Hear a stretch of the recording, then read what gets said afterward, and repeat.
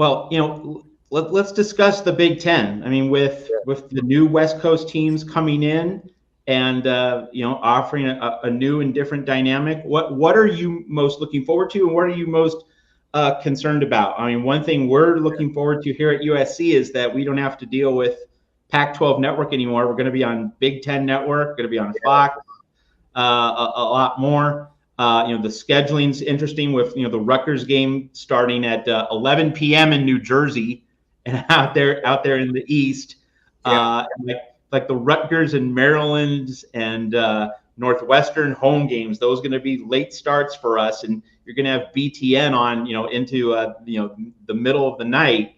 So all these new things that are going to be part of your life as a Michigan observer, what are you most excited about, and what are you most concerned about? Yeah, all right. So I love it. Like I really am I'm through the moon with like you adding you guys to the conference. I mean, what I am really looking forward to is style of play.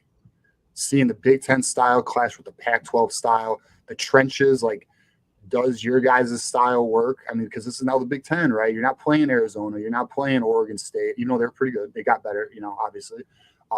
At the wrong time, poor Oregon State, You're not playing Cal. Not playing Cal. Yeah, there we exactly. Go. But I mean, UCLA's still in the conference, but yeah, I mean, it's going to be so fun to watch what Oregon and you guys bring to the table to the Big Ten, and then over time, our team's going to transition more your guys' style, or you guys are going to transition more Big Ten style. Like, I'm really excited to see that dynamic. What am I concerned about? Honestly, recruiting and can our teams keep up with your guys' fast-paced? Although we do have a bit of that with Ohio State, right? Like, we do have a little bit of that. But you and Oregon are going to be bringing an offense to this conference that a lot of teams haven't seen. Outside of Ohio State, there's really no other offense in the Big Ten that I would even put on Oregon and USC's level. I mean, Maryland was what? I mean, Mark, what would you say was the second most explosive or best offense in the Big Ten out after Ohio State? I mean, Maryland was pretty good. Yeah, Maryland. Yeah. In terms of talent, probably Penn State, but in terms of But in terms of putting it together, when Talia was there, but man, their quarterback situation, they're not going to be nearly as explosive this year. Right. So so your guys' offense, and then your NIL game with recruiting, like you guys are aggressive recruiting programs. Like that's going to be a problem. Like we now have to deal with Oregon. I mean, you always have to, like, these national brands are always going to, be battling for different recruits, but now that we're in the same conference, you're going to Midwest kids and Northeast kids are going to be seeing USC and Oregon now. They're going to be far more familiar with those brands. So that's a little bit of a concern. But I mean, it also works both ways. They're not going to get familiar with Ohio State and Michigan. But so I mean, I love it, man. Like we are finally, and I've talked about this on our show. I've been jealous of the SEC. They have all these major matchups every week: LSU, Auburn, Florida. They're at the bottom right now, but Georgia, Alabama. You can go on. Tennessee's gotten good. And now we have this. Like we now have. I mean, every week is going to be almost a playoff. Like, even though the playoffs are expanded, but to see these battles every single week with the Big 12 teams coming in, it's just going to be. I think it's going to be. I think it's just going to be a great year, man. Honestly. Just to extend on TJ's point, and Big Ten fans will recognize this, not to discard the West, but I'm going to discard the West because I did make this point a couple of weeks ago to TJ and the rest of the crew on the Michigan channel that if you sized up the West, the former Big Ten West against the East, top to bottom, there's not as much a disparity as you would think. But obviously, nobody cares about that. They only care about the teams that are competing for championships, and obviously that's all been in the East. And basically, people have looked forward to 3 games for about 7 or 8 years. It's been 3 games in the Big Ten. There's a little region over there that cares about Iowa, Wisconsin, those teams playing. But basically, nationally, you're only looking at 3 games, and you circle those on the calendar. And then the rest of the season, you're like throwing up your arms. When you've got an Ohio State who hasn't lost a Big Ten game other than getting clobbered by Michigan 3 years in a row since 2018, 40 consecutive wins in the conference, that's no competition. So it's been Penn State, Michigan, Ohio State, And then the rest of the weeks are like, from a national perspective, nothing. But then you throw in Oregon, Washington, USC. Suddenly, like to TJ's point, we got matchups all over the place. Yeah, absolutely. And like, imagine when USC has to go to Iowa one day, or like Wisconsin in November. Like these are going to be epic. Like, it's just gonna be fun. It's gonna be fun just to see these brands on different fields and in different months and different climates. Like, it's just, I love it, man. I hope, I don't know how you guys feel about the Florida State rumors, but I kind of want to see that added to the conference. Just to see a Florida State team playing Ohio State in November or Wisconsin. Like, it'd just be, I think that'd just be fun.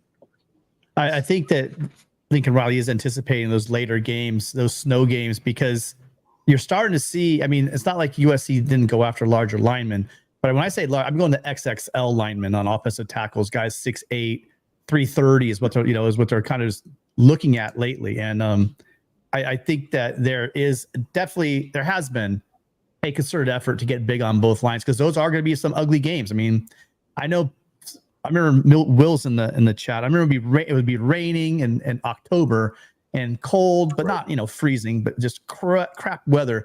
And they go, look at us going, this is football weather. I'm like, God, then you guys aren't playing football the right way, because I'll tell you what, football is not 1925.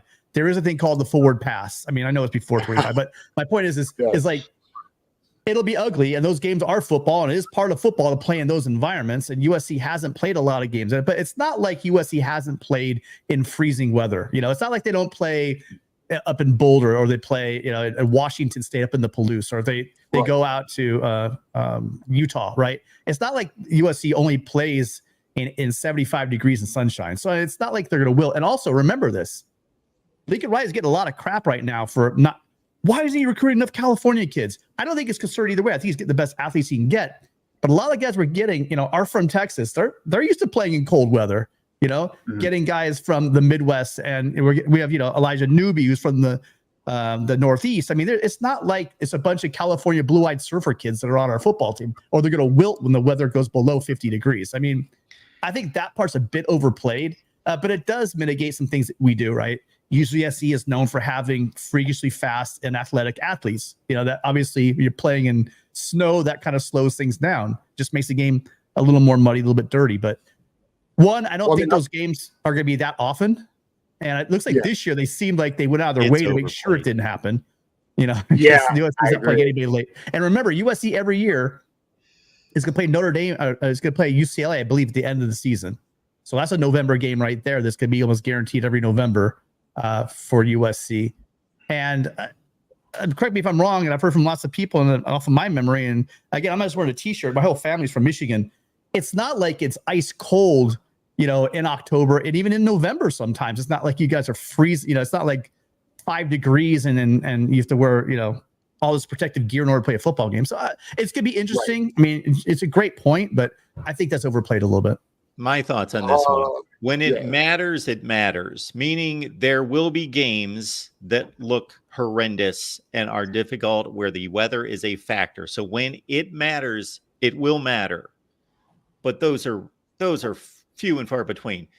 At the end of November, if you look up the average temperature in Columbus, Ohio, it's almost 60 degrees. And I know Columbus, Ohio is in the southern portion of the Big Ten footprint to a certain extent.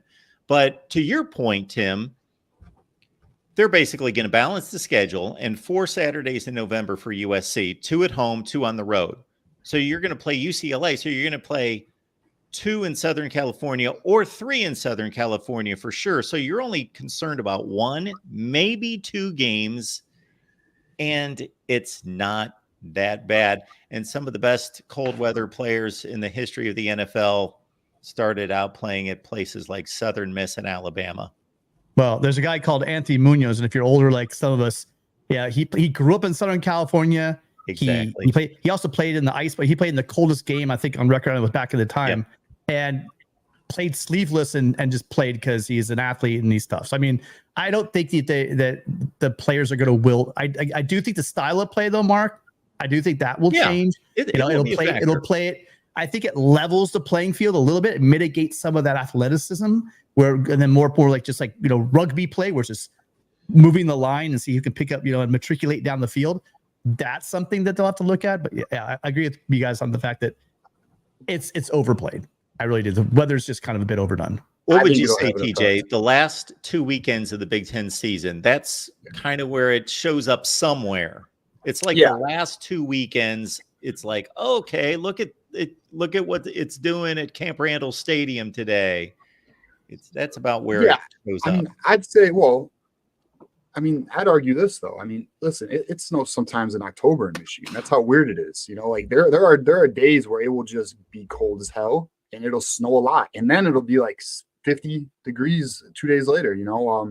There's what I'm saying is there's going to come a time. It won't be this year because your guys' schedule doesn't really put you guys in a northern game on the road, but later in the year. But what I'm saying is like there's going to come a game where you're going to be in Minnesota, you're going to be in Wisconsin, you're going to be at Ann Arbor, you could be at Columbus. The weather will have an effect. And listen, we just had a game 2 years ago where Ohio State was blaming the weather. Like it's going to have. Mark loved that one, but there's going to be a game. Like you remember Penn State versus Minnesota? Remember that game, Mark, where Minnesota won? Or was it 2 years ago? That Snow Bowl game. Like there's going to be a game like that where it will have an impact. It won't be all the time, and it isn't all the time for all the other games either. But it's just every now and then it plays a role, especially when you're in a freaking Iowa or a Wisconsin. Like there's just something about these locations where it's just difficult as hell to get these victories sometimes. And and like when we're talking about style of play, look, we played Washington in the national title game. They got a taste of Big Ten football, right? So Joe Moore award-winning offensive line in Washington didn't look very good against a Big Ten style or Michigan's defensive line. Like that's the clashing that's going to happen schematically. Like I think the Big 12 is going to. I'm sorry, I shouldn't have said that. It's not in the Big 12 anymore. But the new teams coming to the Big 10 are going to get that wake-up call from just that trench play. And I think a lot of teams in the Big 10 are just going to have that advantage. But as I mentioned earlier, what do you do to keep a defense honest? Well, you guys are an aggressive pass-happy team. I think, I don't want to say pass-happy, but you're very aggressive through the air. And keeping the defense honest that way is going to be the Pac-12, or I keep saying Pac-12, but the new additions to the Big 10, that's going to be their way to survive the physical play, coming into the Big Ten.